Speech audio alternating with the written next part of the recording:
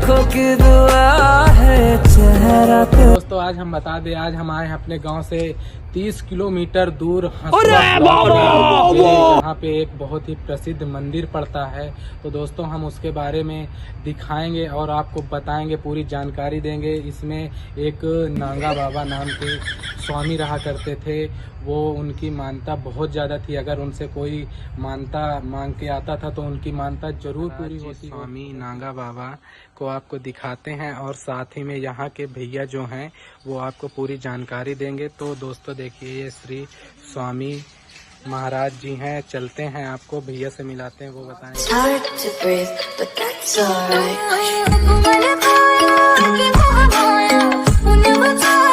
भैया है जो आपको यहाँ के प्रसिद्ध मंदिर के बारे में बताएंगे, साथ में दिखाएंगे भी। तो भैया जी आप बताइए, यहाँ के मंदिर के बारे में लोग इसको क्यों इतना प्रसिद्ध मंदिर मानते हैं और बताते भी हैं।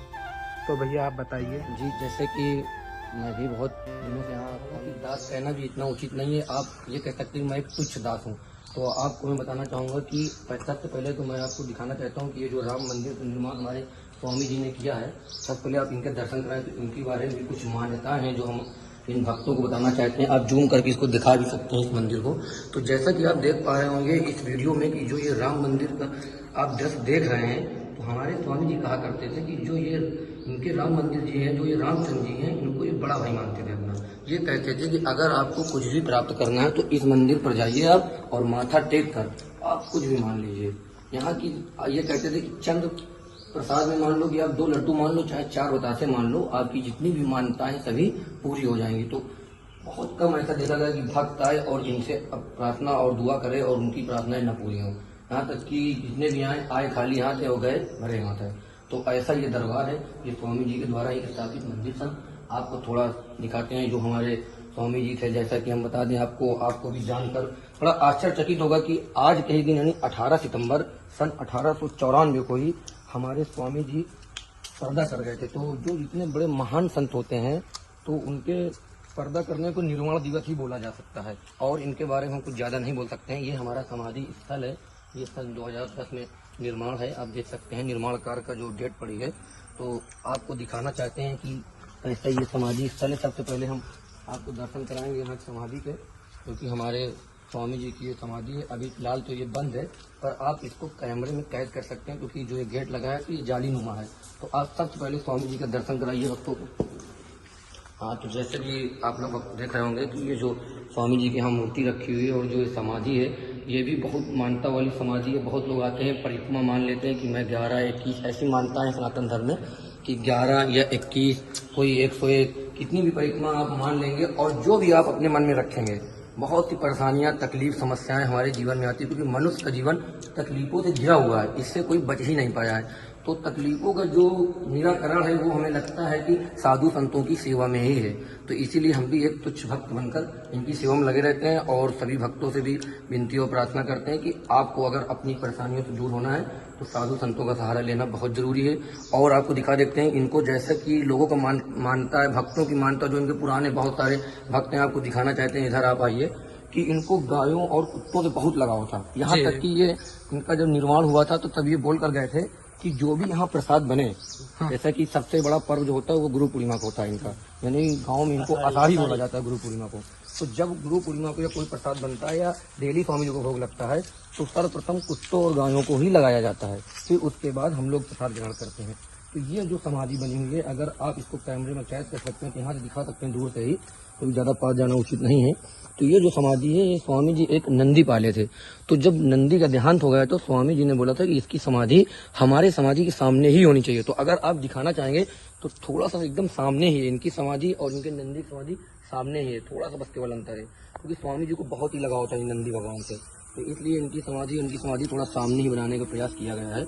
और जैसा कि आप देखते हैं बहुत लोगों की मानता है कि जो आप शुरुआत में जब भाई लोग आप लोग प्रवेश करे होंगे जी जी जी, तो एक स्वामी जी के गुरु जी हैं जी पाली जी महाराज कानपुर वाले जी जी, तो उनकी भी आपको फ्रंट में फोटो मिली होगी। जी जी मिली तो है। वो फ्रंट में इसीलिए लगी है क्योंकि गुरु सबसे पहले होता है। गुरु ही ब्रह्मा, गुरु विष्णु, गुरु देवो महेश्वरा, गुरु साक्षात परम ब्रह्म तस्मै श्री गुरु देवो नमः। तो सबसे पहले इनके गुरु भगवान फोटो है।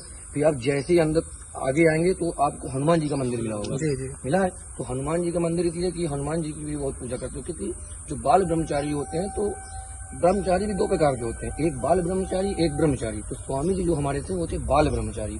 तो ये स्वामी जी बाल ब्रह्मचारी थे, तो हनुमान जी की भी बहुत पूजा करते थे, इसलिए इनके गुरु के बाद हनुमान जी का स्थान वहाँ दिया गया। जी भैया ये बताइए, ये बिना वस्त्र के रहा करते जी थे? हाँ, जो नागा साधु होते हैं, ये भी एक प्रकार का नागा संप्रदाय जो होता है, ये बिना वस्त्र का होता है। जी जी। बिना वस्त्र के जो रहते हैं उनको बोला जाता है दिगंबर।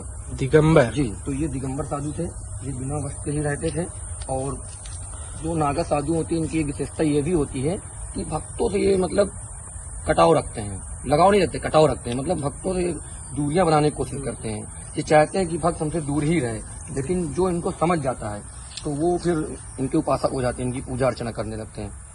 तो इसमें इससे थोड़ा दूर है, क्योंकि ये यहाँ कभी कभी हवन भी होता है। और जैसा कि आप ये लोकेशन भी दिखा सकते हैं कि स्वामी जी को पेड़ पौधे भी बहुत लगाव था, तो उन्हीं की सेवा में हम लोग लगे रहते हैं। पेड़ पौधे हैं, अभी तो फिलहाल बरसात है तो ज़्यादा पानी आने की दिक्कतें नहीं है, पानी आनी टाइम टाइम से होता रहता है। इसको 4 दीवारी से इसलिए बंद करा दिया गया है कि ज़्यादा जानवर पेड़ पौधे को नुकसान न करा सकें, इसलिए पूरी समाधि 4 दीवारी से घिरी हुई है। और बहुत सी यहाँ के मान्यताएं हैं जो हमें भी नहीं पता है, जो बहुत पुराने भक्त हैं, यानी कि ऐसे ऐसे भक्त हैं स्वामी जी के जो 60-70 वर्ष से आ रहे हैं, यानी जब शायद हम लोग का जन्म भी ना हुआ हो। यानी कि ये मान लीजिए आप कि सन 1930 1940 यहाँ लोग आ रहे हैं, और अब तो वो नहीं है, लेकिन वो लोग जो बातें बताएं हमारे बाबा लोग को भी, बाबा लोग जो हमको बताएं, तो वो कुछ बातें हमें मालूम है, बहुत सारी चीज़ें ऐसी जो हमें भी नहीं मालूम है अच्छी तरीके से। तो आपको जितना हमें मालूम तो उतना हमने आपको बता दिया है। बाकी आप एक बार पूरा कैमरे में दिखा सकते हैं कि समाधि तो दिखाई दिए हैं आप, और हमें लगता है राम मंदिर भी दिखा दिए हैं। अब वहाँ पर अगर आप जाएंगे तो एक बरामदा बना हुआ है, जी, जब उधर जाएंगे तो बरामदे में एक स्वामी जी की हमारी खड़े होने की फोटो है जी। तो वो आप अपने कैमरे में कैद करके जरूर दिखाइएगा भक्तों को। जी जी। तो आज का जो दिन है वो आपके लिए भी बहुत आश्चर्यचकित वाला दिन है, और हमारे लिए भी, क्योंकि आज हमारे स्वामी जी ने निर्वाण किया था। तो आप यहाँ आए और हमसे इतनी जानकारी ली, इसका हम आपको भी आभार व्यक्त करते हैं, क्योंकि हमें भी अच्छा लगता है अपने गुरु के बारे में बताने में, क्योंकि हम भी इनको अपना गुरु ही मानते हैं। हालांकि कहते नहीं है कि पर्दा कोई वस्तु में पर्दा कर दिया जाता है तो उसका मतलब ये नहीं होता कि वस्तु नहीं है, वस्तु तो है पर हमें दिख नहीं रही है, वो अलग बात है। और जो दिगंबर होते हैं तो निराकार ही होते हैं, उनका आकार नहीं होता है, तो इसलिए दिखते नहीं है, पर हमारे साथ हैं, यही बहुत है। और बीच बीच में हमको भी आभास होता है, जो सेवा करता है तो उसको तो आभास हो ही जाता है बीच बीच में। तो ऐसी मान्यताएं, और हर चीज मान्यताओं से ही जुड़ी हुई है। अगर आप कोई चीज मानेंगे तभी वो होती भी है, नहीं मानते तो वो चीज नहीं होती है। तो सब चीजों को मान्यताओं का आधार है। आप वो मंदिर को जरूर दिखा दीजिएगा जिसकी हम आपने बात की थी। और बस इतनी भी टूटी फूटी जानकारी थी हमारे पास, जो लोगों द्वारा हमें प्राप्त हुई, हम आप तक पहुंचा सके। तो देखिए भैया जी ने बताया था कि बरामदा के अंदर एक खड़े स्वामी जी की मूर्त है, तो हम आपको अंदर चल के दिखाते हैं। जो स्वामी जी हैं, स्वामी जी महाराज, उनके बारे में दिखाते हैं आपको। तो चलिए इसका गेट खोलते हैं, अंदर चल के आपको दिखाते हैं इनकी प्रतिमा खड़े हुए उनकी।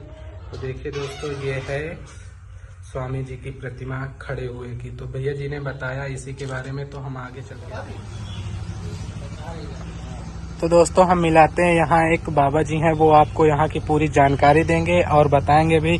तो दादाजी आप हाँ बताइए। सोथर के नागा बाबा यहाँ बैठते थे जी, यहाँ पूर्वज ये करीब 1885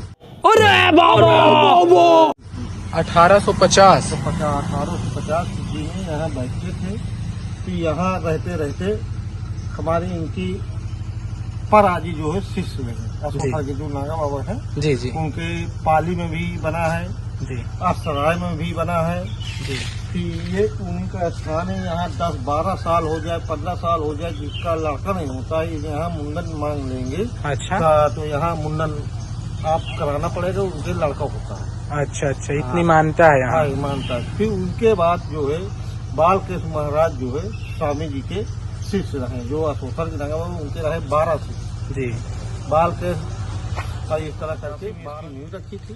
स्वामी जी को एक रसीद लाल जो बनिया था, उन्होंने 22 बीघा जमीन दिया था। अच्छा, ये इंटर कॉलेज बनवाने के लिए? नहीं, उनको दान दिया। उसी जमीन को बेच के उन्होंने इंटर कॉलेज बना दिया। तो सभी बहुत गरीब एरिया था, किसी के पास कुछ पैसा नहीं था, कि वो हिसाब से स्वामी जी ने इनको नींव दान दिया।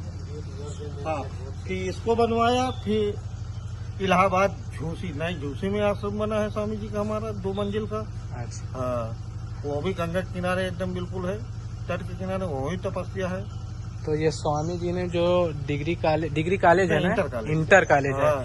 इसका नाम क्या है आप बता सकते हैं? 108 नागा निर्वाल जी महाराज इंटर कॉलेज हसवा फतेहपुर। अच्छा, तो बताते हैं इंटर कॉलेज बहुत ही अच्छी इसमें पढ़ाई शिक्षा होती है। आज भी हो रही है, 1985 में इसकी नींव रखी गई है। अच्छा यहाँ से मैं खुद इंटर किया हूँ। अच्छा, आप भी यहीं से पढ़े हुए हैं? भी पढ़े। तो हम बता दें यहाँ के भैया जी ने और दादाजी ने पूरी जानकारी दी, साथ साथ में हमने दिखाया। तो दोस्तों आज के लिए बस इतना ही, मिलते हैं न्यू ब्लॉग में, तब तक के लिए टाटा बाय बाय दोस्तों।